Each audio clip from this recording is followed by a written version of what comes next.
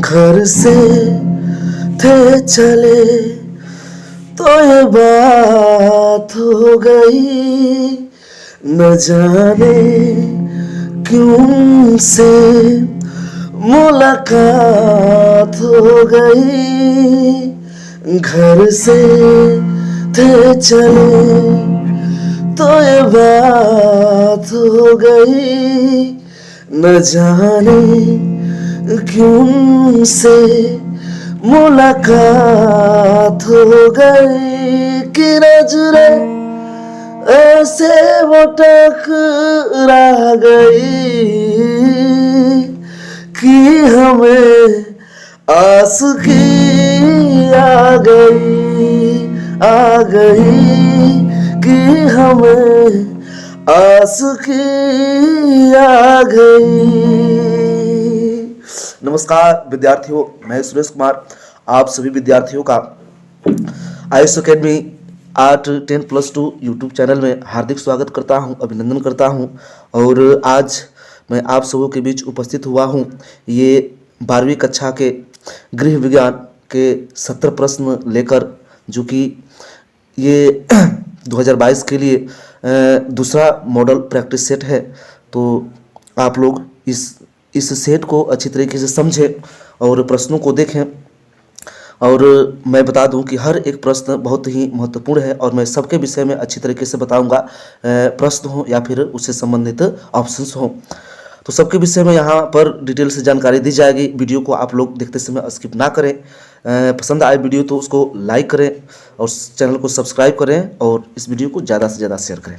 चलिए विद्यार्थियों, जय माता दी बोल के चलते हैं प्रश्नों की ओर बिना विलंब किए हुए। चलिए, पहला प्रश्न क्या कह रहा है कि प्रसव उत्तर अवधि होती है, यानी कि प्रसव उत्तर शब्द क्या है? प्रसव उत्तर यानी कि प्रसव के बाद की अवधि जो होती है उसके विषय में पूछ रहा है। तो देखें, ये जो अवधि चलती है, ये जो समय चलता है, काल चलता है, ये होता है 45 दिनों तक। चलिए, इस प्रश्न का सबसे सही जवाब है ऑप्शन सी, प्रसव से 45 दिनों तक। यानी कि जब ना जो स्त्री होती है, माताएं होती है, उनका प्रसव होता है, तो प्रसव से ही वो अवधि को जोड़ा जाता है और ये कार्यकाल 45 दिनों तक 45 डेज तक चलता है, जिसको प्रसव उत्तर अवधि कहते हैं।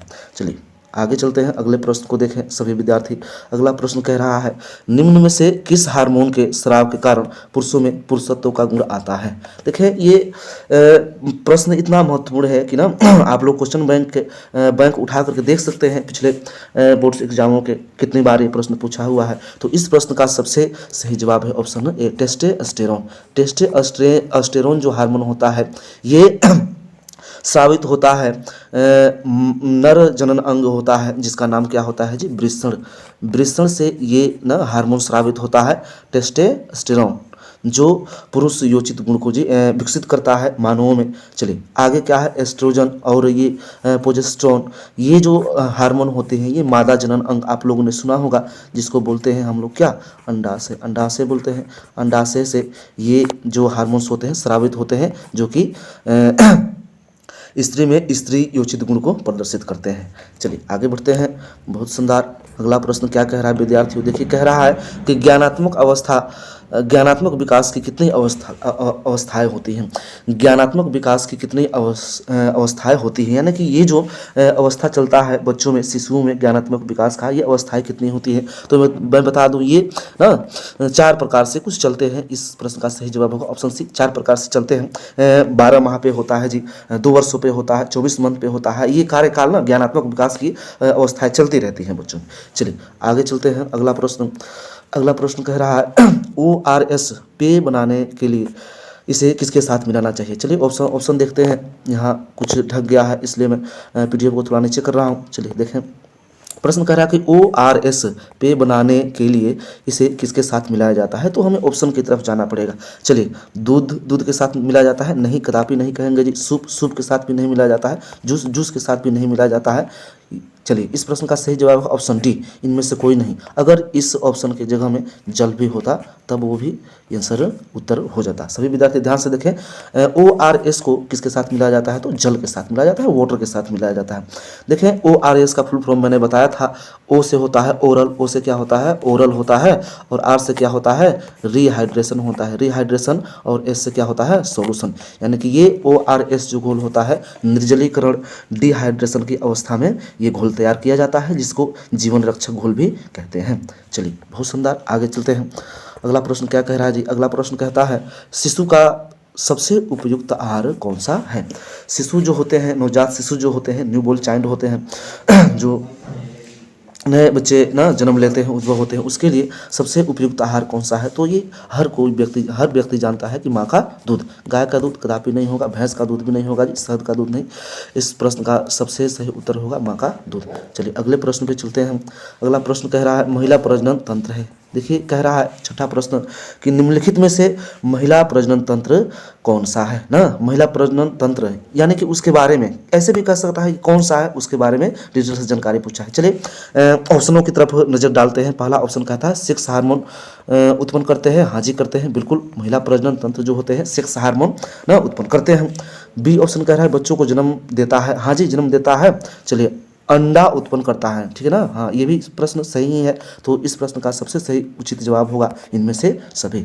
चलिए अगले प्रश्न को देखते हैं। अगला प्रश्न क्या कह रहा है, चलिए अगला प्रश्न है इनमें से शुरू के दिनों में बच्चे की देखभाल के अंतर्गत आता है। देखें प्रश्न कह रहा है कि निम्नलिखित में से ना कौन सा ऐसा ऑप्शन है जो ना बच्चे की देखभाल के अंदर शुरू के दिनों में। चलिए पहला ऑप्शन कह रहा है बच्चे को गर्म रखना, हाँ जी बिल्कुल सही है। गर्भनाल की देखभाल करना ये भी सत्य है। सिर्फ माँ का दूध देना ये भी सत्य है। तो इस प्रश्न का भी सबसे सही उत्तर हो जाएगा ऑप्शन डी उपयुक्त सभी। देखें ये अगला प्रश्न देखें, अगला प्रश्न क्या कह रहा है अंडे और शुक्राणु के संयोजन की प्रक्रिया को कहते हैं। देखें जब अंडे और शुक्राणु का संयोजन होता है, अंग्रेजी में कहते हैं ना, चलिए संयोजन जब हुआ, जब जो मिलते हैं एक दूसरे से, उस प्रक्रिया को कहते हैं निषेचन। ऑप्शन ए इस प्रश्न का सही जवाब होगा, निषेचन फर्टिलाइजेशन कहते हैं। चलिए आप लोग उम्मीद है इस चीज़ को समझ रहे होंगे। अगर आयुष अकेडमी के विद्यार्थी है तो मैंने इसे भली भांति पढ़ाया भी है। चलिए अगला प्रश्न देखते हैं। अगला प्रश्न कह रहा है कि नवजात शिशु 24 घंटे में कितना देर सोता है। नवजात शिशु जो होता है 24 घंटे में कितनी देर तक सोता है, तो ये जो अवधि होती है ना, बच्चे जो होते हैं उनके सोने की अवधि होती है ऑप्शन सी इस प्रश्न का सही जवाब होगा 16 से 18 घंटे। 16 से 18 घंटे बच्चे सोते हैं जो नवजात शिशु होते हैं 24 घंटे के अंदर। चलिए अगला प्रश्न देखें। अगला प्रश्न क्या कह रहा है, अगला प्रश्न है एड्स कैसे फैलता है। एड्स ना, एड्स बहुत ही जानलेवा बीमारी है, आप लोग समझते हैं। एड्स कैसे फैलता है, देखें ऑप्शन ए की तरफ देखिए जरा, हाथ मिलाने से नहीं जी, हाथ मिला से नहीं फैलता है, छुआछूत से नहीं फैलता है एड्स। चलिए साथ खेलने से भी नहीं फैलता है ना, जल और भोजन से भी नहीं फैलता है। इस प्रश्न का सही जवाब होगा संक्रमित सुइयों से एड्स फैल सकता है जी। चलिए अगला प्रश्न देखें। 11वां प्रश्न क्या कह रहा है, 11वां प्रश्न कह रहा है कि मानव शरीर का सबसे बड़ी ग्रंथि निम्नलिखित में से कौन है। निम्न में से कौन है, देखें मानव शरीर की सबसे बड़ी ग्रंथि जो होती है वो है हमारा ऑप्शन ए यकृत। यकृत सबसे बड़ी ग्रंथि है। अगर मैं बात करूं बाकी ऑप्शंस की, थायराइड ये जो ग्रंथि होता है ये भी एक ग्लैंड है जो हमारे गले में पाया जाता है, जिससे हार्मोन निकलती है, बहुत ही प्रसिद्ध है, जिसका नाम है थायरॉक्सिन। थायराइड ग्रंथि से थायरॉक्सिन हार्मोन निकलता है। वृषण क्या होता है जी, वृषण होता है, मैंने अभी बताया था कि नर जनन अंग होता है जिससे टेस्टोस्टेरोन हार्मोन स्रावित होता है, जो पुरुष योचित गुणों को ना मानव में विकसित करता है। अंडाशय क्या होता है जी, ये मादा जनन अंग होता है, मादा जनन, जिसमें से ना स्त्री योचित हार्मोन स्रावित होते हैं। चलिए अगले प्रश्न की तरफ चलते हैं। अगला प्रश्न क्या कह रहा है, कह रहा है कि दूषित जल पीने से कौन सा रोग होता है। दूषित जल पीने से कौन सा रोग होता है। चलिए दूषित जल पीने से देखें कौन सा रोग होता है, तो मैं कहूँगा पीलिया, क्षय रोग, मधुमेह, मलेरिया। बताएं आप सभी विद्यार्थी इस प्रश्न का सही जवाब क्या होगा। तो देखिए दूषित जल पीने से क्या होता है जी, तो ऑप्शन ए सही इस प्रश्न का जवाब है पीलिया। पीलिया होता है दूषित जल पीने से। चलिए पीलिया रोग देखें, पीलिया रोग कैसे होता है।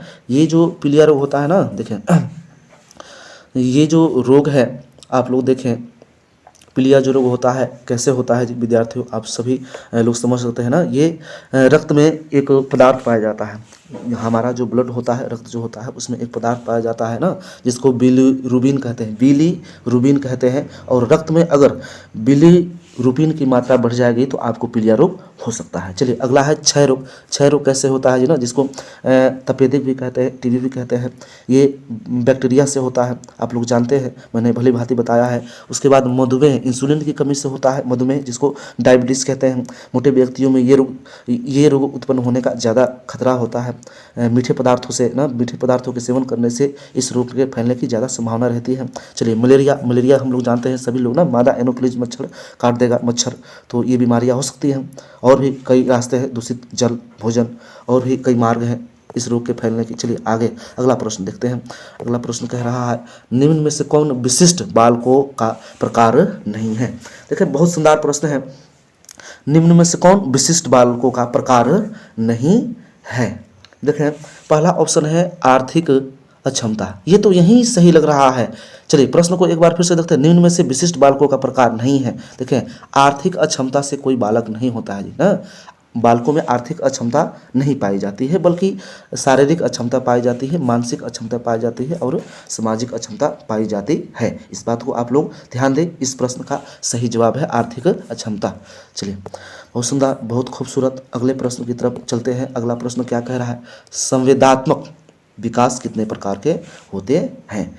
संवेगात्मक विकास जो होते हैं, मैं बता दूं सभी विद्यार्थियों, संवेगात्मक विकास जो होते हैं ये होते हैं दो तरीके से होते हैं, दो प्रकार के होते हैं ये संवेगात्मक विकास। देखें एक चलता है, ये जो एक अवधि होती है, संवेगात्मक विकास कितने प्रकार का होता है, इसकी एक अवधि चलती है ना, मैं बता दूं। पहला होता है जी ना, पहला 24 माह में चलता है, पहला कितना 24 माह की अवधि चलती है, और दूसरा कितना चलता है तो हम कह सकते हैं 30 माह तक चलता है, मैंने बताया था है? इन दोनों ना, ये जो अवधि है, ये जो प्रकार होते हैं, इनमें बच्चा बुदबुदाता है, गलगलाता है, अजीब अजीब प्रकार की ध्वनियाँ निकालना शुरू कर देता है, तो ये उसमें अजीब अजीब सी संवेदनाएं उत्पन्न होती हैं, आप लोग समझ सकते हैं। चलिए अगले प्रश्न पर चलते हैं। अगला प्रश्न क्या कह रहा है, कूड़ेदान में किसका छिड़काव करना चाहिए। देखिए बहुत अच्छा प्रश्न है, कूड़ेदान में किसका छिड़काव करना चाहिए। देखिए नमक का कतई भी नहीं होगा, नमक छिड़कने से कुछ नहीं होगा, चीनी का ये भी नहीं, गोबर का ये भी नहीं। चलिए प्रश्न है ऑप्शन, चलिए ऑप्शन है सी, देखिए डीटीपी। डीटीपी तो टीका होता है भाई, तो कूड़ेदान में उसका कैसे छिड़काव कर सकते हैं भैया। देखें यहाँ पे कुछ ना, यहाँ पे लग रहा है कि ऑप्शन गलत दिया है ना, लगता है टाइपिस्ट ने यहाँ पे प्रश्न को गलत कर दिया है। डीपीटी का टीका होता है यार ना, जो लगाया जाता है गलसुआ, मम्स, ये जो खसरा होता है इन सब बीमारियों के प्रतिरक्षण के लिए। लेकिन यहाँ देखिए, यहाँ पे होना चाहिए, टाइपिस्ट को लिखना चाहिए ना डीडीटी क्या होता है भाई, एक छिड़काव करने वाला। आप लोग समझ रहे हैं कि पिछले दशक में इसका प्रयोग किया जाता था मच्छरों को मारने के लिए घर में छिड़काव किया जाता था, लेकिन ज़्यादा हानिकारक होने के कारण सरकार ने इस पर क्या कर दिया जी, बैन लगा दिया, प्रतिबंध कर दिया। तो इस ना यहाँ पे ऑप्शन सी के जगह ना डीपीटी की जगह होना चाहिए डीडीटी। चलिए इस प्रश्न को भी आप लोग ना क्लियर करते चले, सारी चीज़ें हम लोग जानेंगे। चलिए अगला प्रश्न देखते हैं। अगला प्रश्न क्या कह रहा है, रोग निरोधक क्षमता कितने प्रकार की होती है। मैंने बताया था कितने प्रकार की होती है, दो प्रकार की। एक होता है ना प्राकृतिक रोग निरोधक क्षमता, जिसको नेचुरल इम्यूनिटी कहते हैं। क्या कहते हैं, नेचुरल, जो हमें अपने पूर्वज से ना ईश्वर द्वारा मिलता है। और दूसरा प्रकार होता है आर्टिफिशियल, कृत्रिम, यानी कि जिसे मानव बनाते हैं। इंजेक्शन देखे होंगे आप ना, इंजेक्शन के द्वारा मानव में रोग निरोधक क्षमता लगाई जाती है, इंजेक्शन द्वारा ना टेबलेट्स आते हैं, आप लोग भली बातें समझ रहे हैं। तो रोग निरोधक क्षमता दो प्रकार की होती है, दो टाइप से होती है। चलिए अगला प्रश्न देखते हैं। अगला प्रश्न है, स्त्री के प्रथम दूध स्राव को कहते हैं। देखें जब ना दूध स्राव, जब एक स्त्री से एक बच्चा उत्पन्न होता है, पैदा होता है, तो ना आते हैं प्रथम बार जो दुग्ध स्राव होता है माँ के स्तनों से, उसे कहते हैं कोलोस्ट्रम। आप लोग बहुत ना इस प्रश्न को गहराई से देखें, बहुत बार पूछा हुआ है कोलोस्ट्रम। ये चिपचिपा पीला गाढ़ा पदार्थ होता है ना, पहली बार में निकलता है और उसका नाम पड़ता है कोलोस्ट्रम। चलिए बहुत शानदार, बहुत खूबसूरत। अगले प्रश्न की तरफ चलते हैं विद्यार्थियों। कह रहा है शारीरिक विकास की सबसे महत्वपूर्ण अवस्था है, शारीरिक विकास की सबसे महत्वपूर्ण अवस्था कौन सी है। चलिए इस प्रश्न का जवाब सभी विद्यार्थी देने का प्रयास करें। इस प्रश्न का सही जवाब होगा ऑप्शन बी, बाल्यावस्था। चलिए बाल्यावस्था क्या होता है जी, चलिए मैं थोड़ा सा यहाँ पे बताने का प्रयास भी करूँगा आप सब विद्यार्थियों को। अच्छा बाल्यावस्था क्या होता है बताएं ना, बाल्यावस्था क्या होता है, तो ये 2 से, देखें बाल्यावस्था जो होता है 2 से 12 तक चलता है। 2 से कहाँ तक चलता है जी, इसकी अवधि होती है 12 से ना, 2 से 12 वर्ष तक ये अवधि होती है। किस कौन सी अवधि, तो बाल अवस्था की अवधि।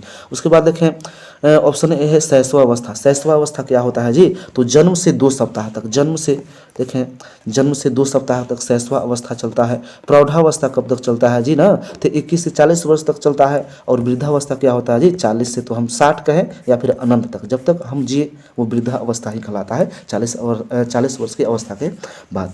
चलिए अगले प्रश्न की तरफ चलते हैं। देखें आप लोग एकदम गहन तरीके से। अगला प्रश्न करा है कृत्रिम या लुप्त अंग वाले बच्चों की विशेष आवश्यकताएं कौन कौन सी है। अरे ये प्रश्न तो मैंने ना प्रथम सेट पे कराया था। चलिए इस प्रश्न का जवाब आप लोग सभी दें।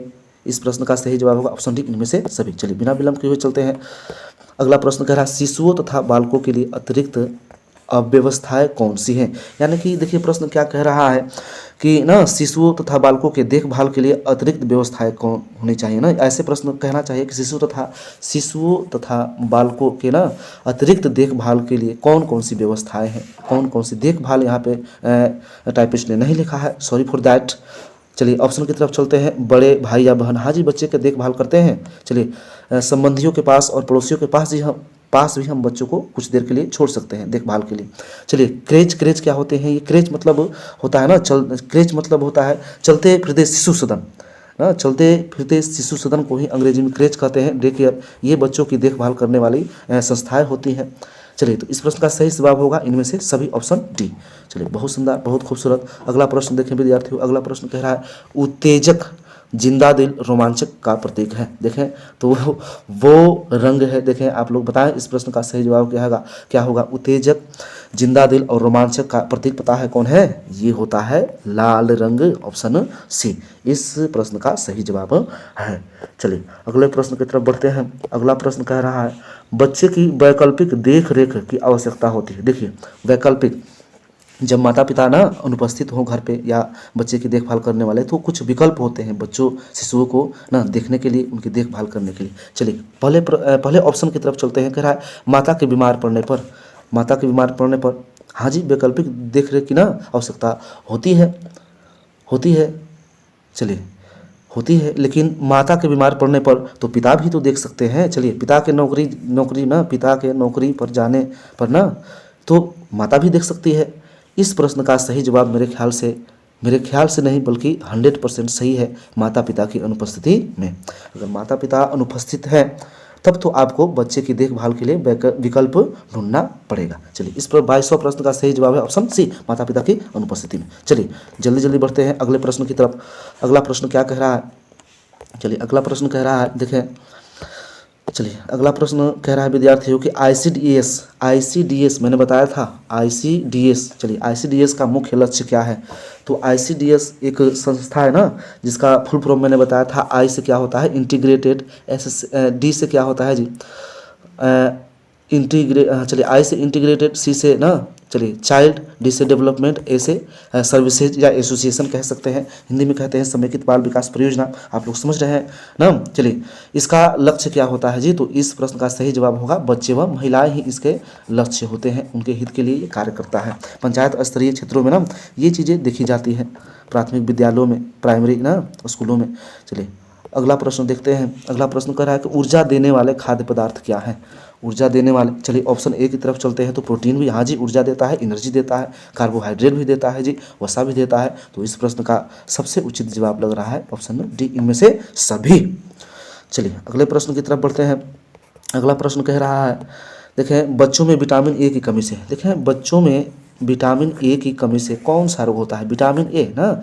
तो मैं कहूँगा ऑप्शन ए इस प्रश्न का सही जवाब होगा, रतौंधी। देखें रतौंधी होती है ना, आँखों में होती है, जब वो शाम होती है ना तो कुछ नहीं दिखाई देता है, धुंधला सा दिखाई देने लगता है, ये आँखों से संबंधित रतौंधी है, विटामिन ए की कमी से होता है बच्चों में। चलिए रतौंधी। बाकी देखें ना विटामिन ए की कमी से, विटामिन ए का रासायनिक नाम होता है रेटिनॉल। खोज किया था किसने, तो मैकुलम ने किया था। और इसका स्रोत होता है, आप गाजर वगैरह खा सकते हैं, और भी बहुत से खाद्य पदार्थ होते हैं इसको प्राप्त करने की। चलिए बेरी ना, विटामिन B1 की कमी से क्या होता है, बेरी रोग होता है कि नहीं। पोलियो मैंने बताया था, इसके बारे में अतिसार भी मैंने बताया था अपने विद्यार्थियों को, आप लोग समझ सकते हैं। चलिए आगे चलते हैं। 26वां प्रश्न क्या कह रहा है, कह रहा है निम्नलिखित में से कौन प्राकृतिक तंतु है, निम्नलिखित में से प्राकृतिक तंतु कौन सा है। देखें इस प्रश्न का 26वां प्रश्न। अच्छा चलिए बताएं सभी विद्यार्थी, इस प्रश्न का सही जवाब क्या होगा। प्राकृतिक जब भी कहेगा तंतु कौन है तो कहेंगे प्राणिज। इस प्रश्न का सही जवाब क्या होगा, प्राणिज। चलिए बहुत सुंदर, बहुत खूबसूरत। अगले प्रश्न की तरफ चलते हैं। अगला प्रश्न क्या कह रहा है जी, प्रोटीन निम्न पदार्थ में से किसमें पाया जाता है। हम ये प्रश्न कह रहा है कि प्रोटीन निम्न पदार्थ में से किसमें पाया जाता है, तो हमें तो ऑप्शन में जाना पड़ेगा। शक्कर में प्रोटीन मिलता है, कहाँ मिलता है यार, घी में प्रोटीन मिलता है, नहीं फैट मिलता है। तेल में प्रोटीन मिलता है, नहीं यार फैट मिलता है, वसा मिलता है। चलिए इस प्रश्न का देखें उत्तर मिल चुका है, ऑप्शन डी दाल। चलिए दाल में प्रोटीन मिलता है जी। चलिए अगले प्रश्न की तरफ चलते हैं विद्यार्थियों। क्या कह रहा है, गर्भावस्था में रक्त में किस तत्व की कमी हो जाती है। तो देखें थायमिन की कमी नहीं होती है जी, नियासिन की कमी भी नहीं होती है, कैलोरी की भी कमी नहीं होती है। लेकिन अगर तत्व की बात आती है तो वो कौन सा तत्व है, तो ऑप्शन बी लौह तत्व, आयरन की कमी हो जाती है। इसलिए कहा जाता है गर्भवती स्त्रियों को ना पालक की सब्जी आप खिलाएं, उनमें लौह तत्व की मात्रा बढ़ जाएगी। चलिए बहुत सुंदर। अगला प्रश्न देखते हैं।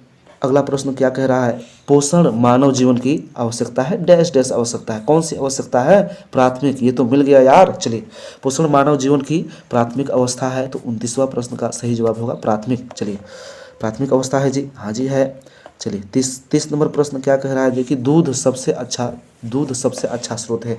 मैंने दूध में निम्नलिखित ऑप्शनों में से कौन सबसे ज़्यादा पाया जाता है, कौन सा दूध का अच्छा दूध से कौन सी वस्तु पाई जाती है। चलिए देखते हैं। ऑप्शन है कैल्शियम, हाँ जी बिल्कुल यही तो सही जवाब है। 30वें प्रश्न का सही जवाब है ए दूध में सबसे ज़्यादा क्या पाया जाता है जी, कैल्शियम। चलिए अगले प्रश्न की तरफ चलते हैं। 31वां प्रश्न देखें, कह रहा है कि पारिवारिक जीवन चक्र को मुख्यतः कितने भागों में बांटा गया है। पारिवारिक जीवन चक्र जो होता है, मैं आप सभी विद्यार्थियों को बता दूं कि ये 4 हिस्सों में बटा होता है, ठीक है ना। 4 हिस्सों में मैंने परिवार के बारे में अपने विद्यार्थियों को पढ़ाया है। चलिए आगे चलते हैं, अगला प्रश्न देखते हैं। अगला प्रश्न कह रहा है, आहार आयोजन में कौन सी अवधि सम्मिलित नहीं है।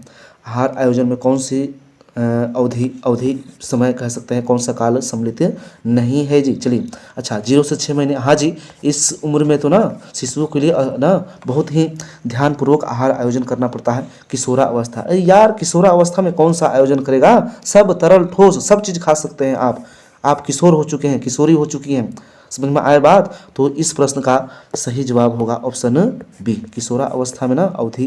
चलिए कौन सी अवधि सम्मिलित नहीं होती है, तो किशोरा अवस्था नहीं, इस उम्र में आप कुछ भी खा सकते हैं। चलिए अगले प्रश्न की तरफ बढ़ते हैं। देखिए कह रहा है, एक व्यक्ति के पानी की आवश्यकता निर्भर करती है, एक व्यक्ति के पानी की आवश्यकता निर्भर करती है, यानी कि किन किन कामों पे जो पानी की आवश्यकताएं होती हैं वो बन सकती हैं। मौसम पर आधारित होती है जी, हाँ जी होती है।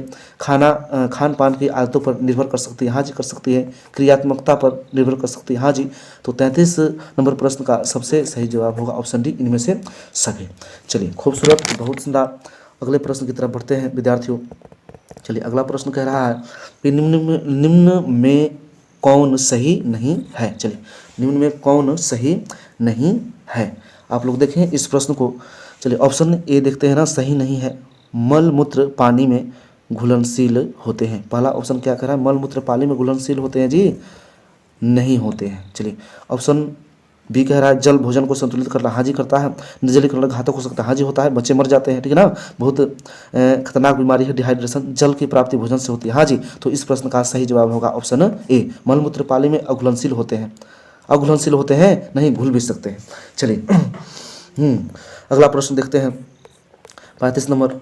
चलिए क्या कह रहा है, नगरों में पानी प्राप्त करने का स्रोत है। नगरों में पानी प्राप्त करने का स्रोत क्या है भैया, कुआं तो कहाँ होते हैं शहरों में। चलिए वाटर वर्क्स इस प्रश्न का सही जवाब होगा। हैंडपम्प भी नहीं होते हैं जी ना।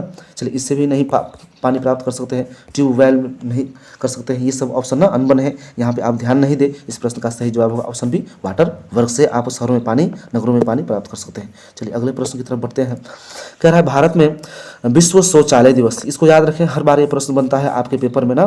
चलिए आप क्वेश्चन बैंक उठा के देख सकते हैं, विश्व शौचालय दिवस किस दिन मनाया जाता है। इस प्रश्न का सही जवाब होगा 19 नवंबर। आप लोग इसको रट ही ले तो मैं कहूँगा कि आपके लिए ना ये लाभदायक होगा। चलिए अगले प्रश्न की तरफ बढ़ते हैं। अगला प्रश्न कह रहा है निम्न में से कौन सा गैस वायुमंडल को प्रदूषित करता है। देखिए बहुत अच्छा प्रश्न है, बहुत शानदार प्रश्न है। निम्न में से कौन सा गैस वायुमंडल को प्रदूषित करता है। मैं कहूँगा देखें इस प्रश्न का सही जवाब होगा ना कार्बन मोनोऑक्साइड, कार्बन मोनोऑक्साइड। चलिए ऑक्सीजन करता है, नहीं करता यार, नाइट्रोजन ये भी नहीं करता है। चलिए कार्बन मोनोऑक्साइड इस प्रश्न का सबसे उचित जवाब है। चलिए बहुत सुंदर, आगे बढ़ते हैं विद्यार्थियों। अगला प्रश्न क्या कह रहा है, कह रहा है सिरका, सिरका है, सिरका क्या है जी। वही चलो ऑप्शन नहीं मिल गया, अम्लीय पदार्थ होता है सिरका, याद कर लें, इसे रट ही लें। चलिए अगला प्रश्न देखते हैं। 39वां प्रश्न कह रहा है भोजन को छूने से, देखें भोजन को छूने से पूर्व और पश्चात व पश्चात हाथ धोने चाहिए। भोजन को छूने से पूर्व उसके पश्चात जो है उसके बाद में हाथ धोने चाहिए। किससे धोने चाहिए, मिट्टी से। वही यार कहाँ हाथ साफ होगा, बैक्टीरिया धरे के धरे रह जाएंगे, राख से वही बैक्टीरिया के धरे के धरे रह जाएंगे। चलिए मात्र पानी से नहीं, इस प्रश्न का सबसे सही जवाब है ऑप्शन सी, साबुन से। साबुन से धोना हाथों को बार बार, मैं हमेशा ये कहते आया हूँ। चलिए वैसे भी कोरोना ने ना हंगामा मचा रखा है।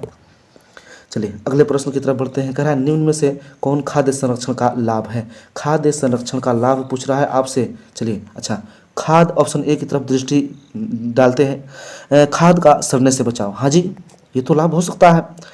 वर्ष भर खाद की उपलब्धता, हाँ जी ये भी हो सकता है। खाद का स्वाद न बरकरार, न स्वाद बरकरार, कुछ भी हो सकता है। चलिए यानी कि इस 40वें प्रश्न का सबसे सही जवाब लग रहा है ऑप्शन डी, इनमें से सभी। चलिए बहुत खूबसूरत, बहुत सुंदर, आगे चलते हैं। अगला प्रश्न क्या कह रहा है जी, देखें अगला प्रश्न कह रहा है कि मानकीकरण चिन्ह ना स्टैंडर्डाइजेशन जो होता है, मानकीकरण चिन्ह देने का कार्य किस संस्था द्वारा किया जाता है। चलिए तो इस प्रश्न का जवाब आप लोग सोचें।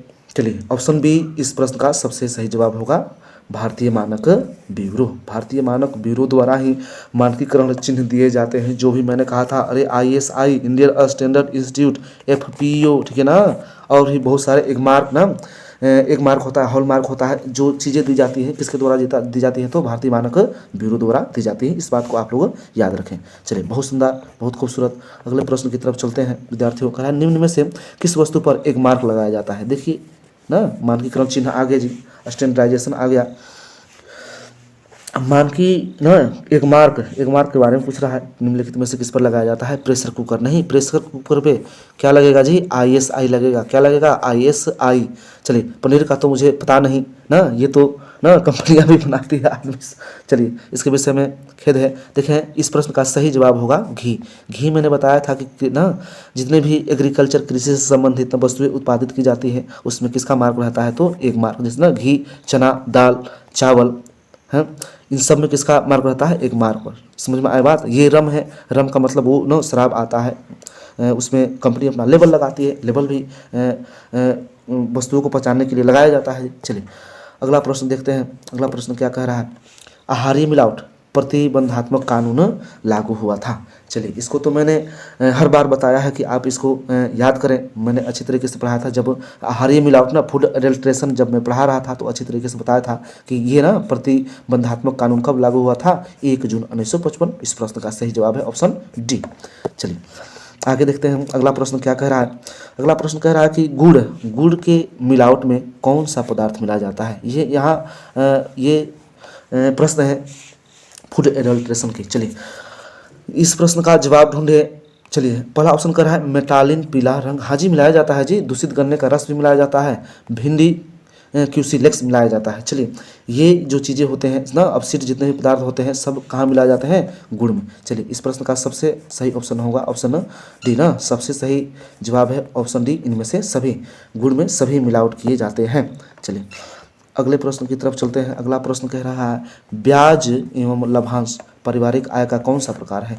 ब्याज एवं लाभांश पारिवारिक आय का कौन सा प्रकार है? तो मैंने पढ़ाया था कि पारिवारिक आय के कितने भाग होते हैं। पारिवारिक आय के कितने भागों में बांटा गया है? 3 भागों में। और उनमें से पहला ना देखें, ब्याज एवं लाभांश किसके अंतर्गत आता है? तो ऑप्शन इस प्रश्न का सबसे ए सही होगा। इस प्रश्न का ऑप्शन ना, इस प्रश्न का जवाब होगा ऑप्शन ए, मौद्रिक आय। मौद्रिक आय इस प्रश्न का सही जवाब होगा। चलिए अगले प्रश्न की तरफ जाते हैं।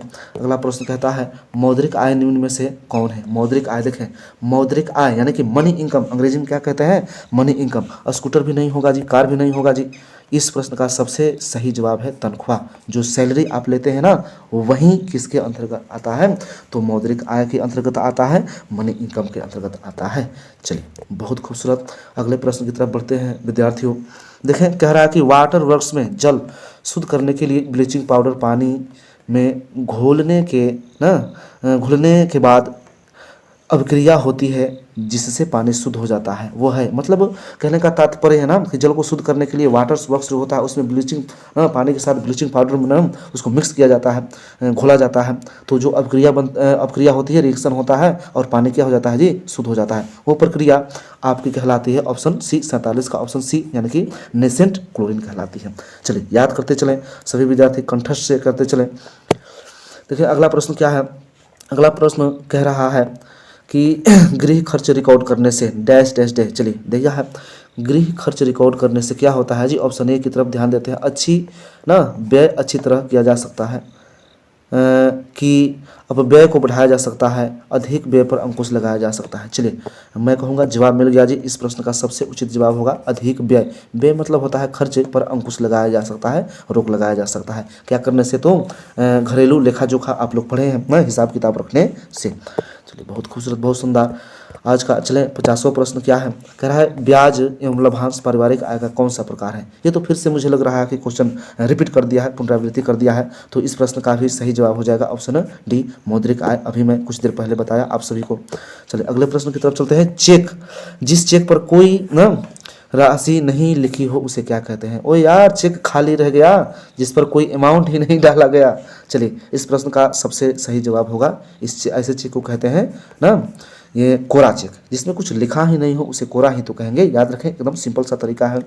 देखें चेक जो होता है कुछ ना 4 प्रकार के होते हैं। विकृत चेक, ये सब चेक के प्रकार हैं, आप लोग समझ सकते हैं। मैंने अपने विद्यार्थियों को भलीभांति पढ़ाया है। चलिए अगले प्रश्न की तरफ चलते हैं विद्यार्थियों। कहता है कि बचत का मतलब क्या है? बचत का मतलब what is mean of saving. बचत का ना अर्थ क्या है, मतलब क्या है? देखें इस प्रश्न का सही जवाब होगा ना बचत। एकदम आसान भाषा में याद रखिए कि इस प्रश्न का सही जवाब होगा ऑप्शन सी। बचत क्या होता है? तो खर्च के बाद बची राशि ही तो बचत कहलाती है। खर्च करने के बाद जो राशि बचती है वही तो बचत कहलाती है। चलिए बहुत सुंदर, याद करते चलें। अगला प्रश्न क्या कह रहा है। कह रहा है बचत सुरक्षित नहीं करता। बचत सुरक्षित नहीं करता। बचत क्या नहीं सुरक्षित करता? चलिए अच्छा, भूतकाल को। हाँ जी, ऑप्शन ए ही इस प्रश्न का सही जवाब होगा, भूतकाल। देखें और भी प्रश्न देखें, वर्तमान काल। हाँ जी, वर्तमान काल जो यानी कि प्रेजेंट टाइम चल रहा है, आप अगर बचत कर रहे हैं, सेविंग कर रहे हैं तो आपकी स्थिति बेहतर हो सकती है, सुधर सकती है। भविष्यकाल ना, भविष्यकाल फ्यूचर में भी आप ना आगे बच्चे होंगे, उनको कैसे पढ़ाना है, कैसे लिखाना है। घर में ना 2 बहनें हैं, भाई हैं, उसका शादी कैसे करना है, बिजनेस करना है, तो आप सेविंग करें तो इन सबको सुरक्षित रख सकती है। लेकिन जो बीत चुका है, भूतकाल मतलब जो बीत चुका है, उसको आप कैसे सुरक्षित कर सकते हैं बचत से? चलिए आप लोग समझ रहे हैं भली बात ही। चलिए अगले प्रश्न की तरफ चलते हैं। अगला प्रश्न क्या कह रहा है। निम्न में से कौन सी योजना डाकघर से संचालित की जाती है? यानी कि निम्नलिखित में से कौन सी योजना डाकघर के द्वारा ना चालन किया जाता है, संचालन किया जाता है, योजनाएं चलाई जाती है डाकघर के द्वारा? देखें ऑप्शन ए कह रहा है कि राष्ट्रीय बचत पत्र। हाँ जी, ये होता है जी। किसान विकास पत्र। हाँ जी, तो इस प्रश्न का सबसे उचित जवाब होगा ऑप्शन सी, ए और बी दोनों, राष्ट्रीय बचत पत्र भी और किसान विकास पत्र भी। चलिए अगले प्रश्न की तरफ चलते हैं। अगला प्रश्न कह रहा है किसान विकास पत्र खरीदते हैं। किसान विकास पत्र खरीदते हैं कहाँ से? ये एक योजना है जो चलाती है कौन जी? डाक घर, पोस्ट ऑफिस के द्वारा ये कार्यक्रम चलाया जाता है, जिसमें किसान जो क्या खरीदते हैं? विकास पत्र खरीदते हैं। चलिए अगले प्रश्न की तरफ चलते हैं। अगला प्रश्न कह रहा है निम्न में से कौन प्राथमिक रंग है? निम्न में से कौन प्राथमिक रंग है? अब ये जो प्रश्न है इस पर मैं थोड़ा विवादास्पद हूँ, क्योंकि मुझे नहीं लग रहा है कि इस प्रश्न का जवाब ऑप्शन सिर्फ ए होगा। चलिए देखें दो ऑप्शन मिल चुके हैं मुझे, हरा भी है ना और लाल भी है, और देखें एक होता है जी नीला। ये जो 3 रंग होते हैं ना प्राथमिक रंग माने जाते हैं। तो देखें ऑप्शन ए में है लाल और ऑप्शन बी में है हरा। तो यहाँ मैं नहीं कह सकता ना कि कौन सा उत्तर होगा। समझ में आए बात? फिलहाल आप लोग लाल को ही लेकर के चलिएगा। ऐसे अगर ऑप्शन भी मिले तो चेक रहा है बहुत ना, कई वर्षों का मेरा भी अनुभव है। तो आप लोग इस प्रश्न का जवाब ऑप्शन ए को ही माने ना। प्राथमिक रंग कौन है? तो लाल को ही टिक करेंगे। पेपर में भी एग्जाम में भी करके आएंगे। चलिए बहुत खूबसूरत, बहुत सुंदर। अगले प्रश्न की तरफ चलते हैं। कह रहा है वस्त्र आवश्यक है। ओए होए, वस्त्र वस्त्र क्यों आवश्यक है? वस्त्र क्यों आवश्यक है? चलिए पहले ऑप्शन की तरफ दृष्टि डालते हैं। कह रहा है शरीर को आवरण प्रदान करने हैं, तो हाँ जी बिल्कुल जरूरी है। शरीर को गर्म रखना है, तो हाँ जी ये बात भी सत्य है। सामाजिक प्रतिष्ठा है, तो हाँ जी सभी सही हैं, यानी कि इस प्रश्न का सही जवाब होगा इनमें से सभी ऑप्शन डी। चलिए आगे की तरफ कदम बढ़ाते हैं।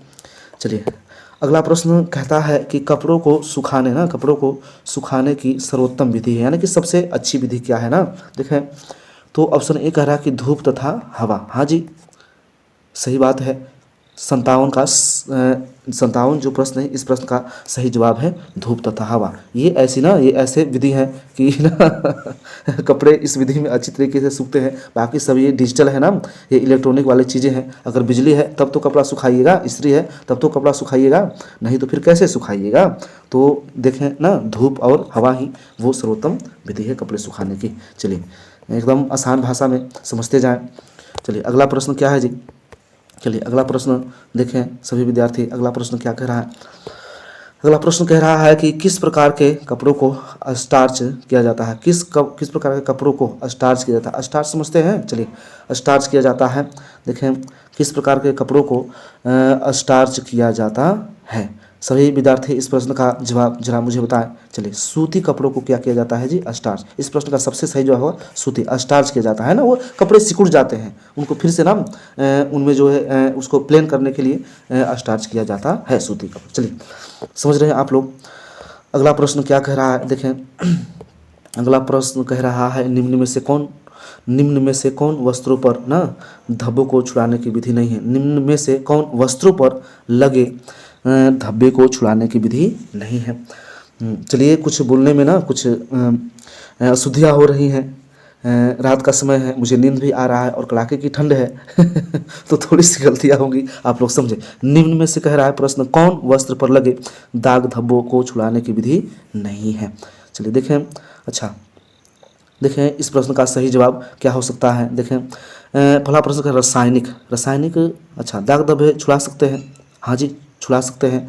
चूसक विधि द्वारा भी छुड़ा सकते हैं, घोलक विधि द्वारा भी छुड़ा सकते हैं। लेकिन ये देखें 59 का ऑप्शन डी इस प्रश्न का सही जवाब होगा भौतिक विधि। ऐसा कोई विधि नहीं होता है जी जिससे आप दाग धब्बों को छुड़ा सकें। चलिए अगले प्रश्न की तरफ चलते हैं। अगला प्रश्न क्या कह रहा है?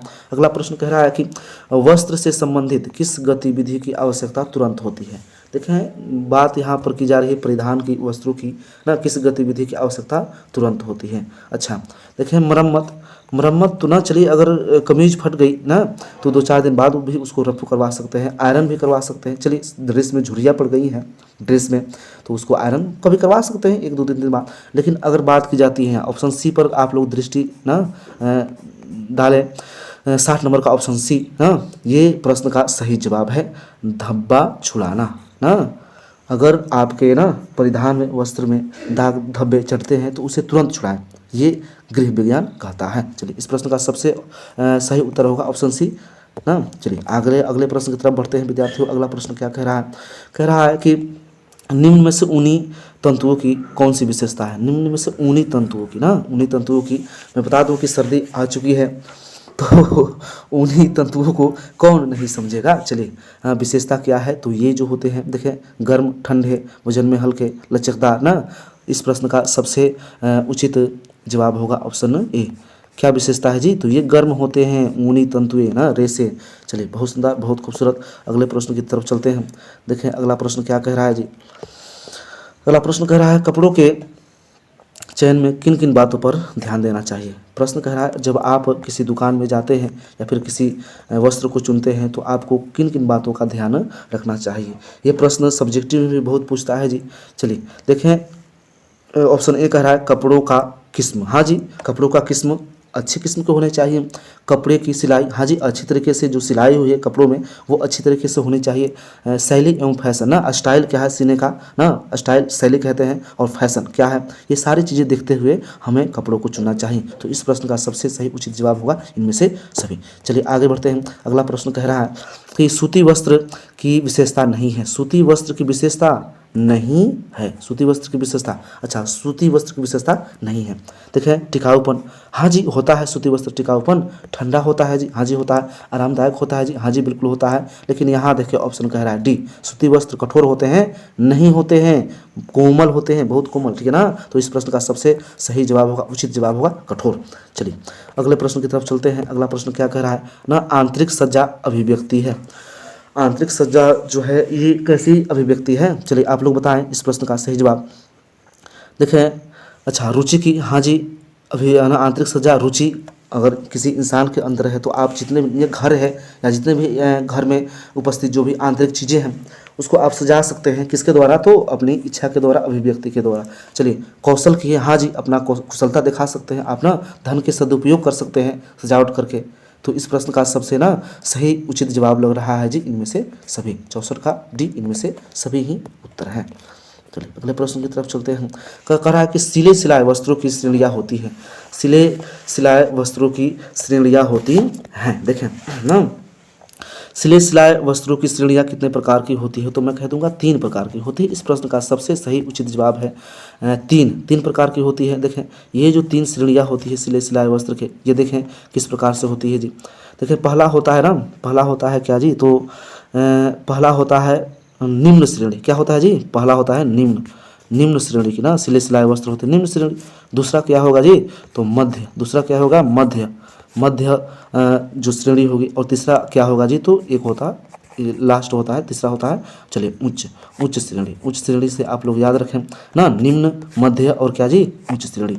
ये 3 श्रेणियाँ होती हैं सिले सिलाए वस्त्रों की, जिसे हम लोग रेडीमेड कपड़े कहते हैं। क्या कहते हैं, रेडीमेड। चलिए बहुत खूबसूरत, बहुत सुंदर। अगले प्रश्न की तरफ बढ़ते हैं। कह रहा है निम्न में से कौन वनस्पतिक धब्बा नहीं है। वनस्पतिक धब्बा, चलिए क्या प्रश्न कहा है जी विद्यार्थियों, वनस्पतिक धब्बा। तो देखें, अच्छा देखें, कॉफी वनस्पति नहीं है। फूल है वनस्पति, हाँ जी है। फल है वनस्पति, हाँ जी है। लेकिन यहाँ देखें ऑप्शन ए की तरफ, इस प्रश्न का सही जवाब होगा ऑप्शन ए, रसदार सब्जी। ये वनस्पतिक धब्बा नहीं है। आगे मैं बताऊंगा कि धब्बे क्या होते हैं, चलिए जिक्र आएगा जी। देखें अगला प्रश्न क्या कह रहा है कि साबुन का निर्माण होता है। साबुन ना हम नहाते हैं, साबुन का ना प्रयोग करते हैं, दुकानों से खरीदते हैं। इसका निर्माण कैसे होता है, तो आप लिखते हैं। देखिए तेल, ऑप्शन ए की तरफ, ऑप्शन ए क्या कह रहा है, तेल पानी से, नहीं जी बिल्कुल नहीं। केमिकल से, नहीं जी। ये जो साबुन बनता है एक ही चीज़ से बनता है। देखें ऑप्शन सी, 67 का सी, वसा होता है और क्षार होता है। आप लोग समझ रहे हैं, वसा फैट्स होता है और क्षार जब ना, क्षार से बनाया जाता है किसको, तो सॉफ्ट साबुन को। चलिए बहुत सुंदर, बहुत खूबसूरत। अगले प्रश्न की तरफ बढ़ते हैं। देखिए कह रहा है चाय का धब्बा, कह रहा है कि चाय का धब्बा, चलिए कह रहा है चाय का धब्बा किस वर्ग में आता है। मैंने अभी बताया था दाग धब्बों के बारे में। चाय का धब्बा देखिए किस वर्ग के अंतर्गत आता है। चाय वनस्पति है कि नहीं, तो आँख मूंद के कहिएगा, किसके अंतर्गत जी, वनस्पतिक धब्बे के अंतर्गत आता है। देखें ये जो दाग धब्बे होते हैं ना, मुख्य रूप से 4-5 तरीके से होते हैं। क्या होता है जी, चलिए देखें दाग धब्बों के बारे में मतलब प्राणिज धब्बा, प्राणिज धब्बा। प्राणी कौन होते हैं, अरे यार मुर्गी होती है ना, मुर्गी देती है अंडा, तो अंडे से जो दाग लगेगा वो प्राणिज धब्बा होगा। वो क्या होगा जी, तो प्राणिज धब्बे होंगे। जैसे अंडे होते हैं ना, अंडे से दाग लग गया, दूध से दाग लग गया, किससे दाग लग गया जी, दूध से। और फिर किससे दाग लग गया, चलिए मांस मछली से दाग लग गया, तो ये प्राणिज धब्बे कहलाते हैं। चलिए ना, उसके बाद खनिज धब्बे ना, जंग हो गया है, लोहा हो गया, और भी बहुत सी चीज़ें हैं उसको खनिज धब्बे कहते हैं। चिकनाई धब्बे जैसे घी ना, क्रीम, ये सब चिकनाई के धब्बे हैं। आप लोग समझ सकते हैं, और मैंने अपने विद्यार्थियों को ना अच्छी तरीके से इस बारे में पढ़ाया भी है।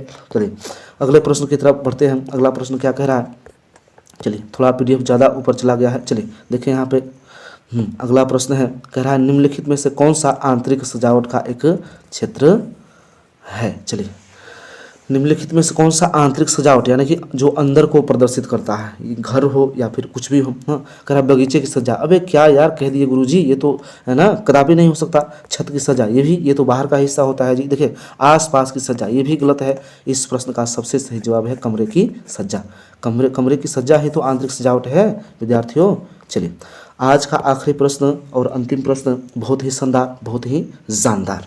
चलिए, कह रहा है कि निम्न में से कौन कला का तत्व नहीं है। कला आर्ट कहते हैं ना, आर्ट। चलिए, रेखा, आकृति, रंग, सुरक्षा। चलिए, रेखा, हम रेखा खींच रहे हैं कैसे भी टेढ़ी मेढ़ी ना, तो वो भी एक कला के अंतर्गत ही आएगी। रेखा खींचते खींचते ना समुद्र बना देते हैं, अजीब अजीब सी आकृतियाँ हम लोग बना देते हैं। चलिए, आकृति भी तो है, आकृति भी हमारा क्या है जी, कला के अंतर्गत ही आएगी। रंग भरते हैं ना, वो भी कला का ही क्षेत्र है विद्यार्थियों। चलिए, 70 प्रश्न का ना सही जवाब होगा ऑप्शन डी, सुरक्षा। ये कौन सी कला है भाई, नहीं है ये कला, समझे आप लोग, ठीक है ना। चलिए, तो इस प्रश्न का सही जवाब है ऑप्शन डी। इस तरह आपके 70 प्रश्न, वस्तुनिष्ठ प्रश्न पूरे हो चुके हैं और आपका ये दूसरा मॉडल प्रैक्टिस सेट भी पूरा हो चुका है। तो आज के लिए बस इतना है विद्यार्थियों, रात बहुत हो चुकी है। अब मैं आप सबों से विदा लेता हूँ और मैं ना अगले जो प्रैक्टिस सेट आएंगे बहुत जल्द मैं उसका वीडियो बनाऊंगा, आप लोग इंतज़ार करें और सभी चीज़ों को अच्छी तरीके से पढ़ें। चलिए, धन्यवाद।